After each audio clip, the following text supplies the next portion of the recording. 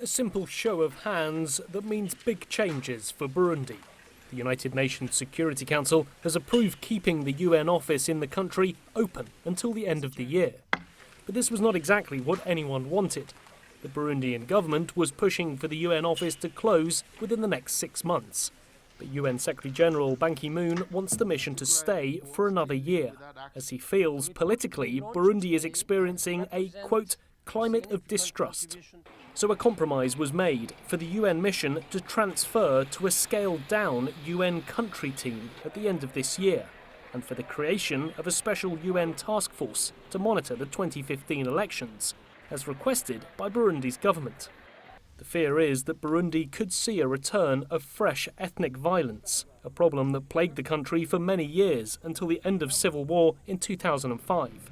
Following Thursday's vote, US Ambassador Jeffrey De Laurentiis said the country needed a UN presence during this period of heightened tensions.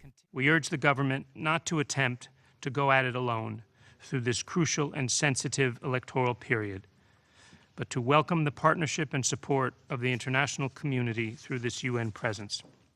Burundi's ambassador welcomed the news, saying it showed the transition his country had made.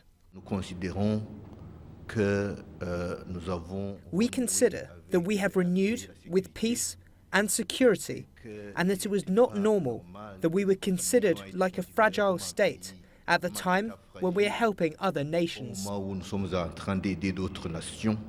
The UN is clearly still committed to the country, pledging to support victims of the recent flooding, which has killed more than 60 people. Heavy rains and landslides destroyed more than 400 homes and crippled infrastructure.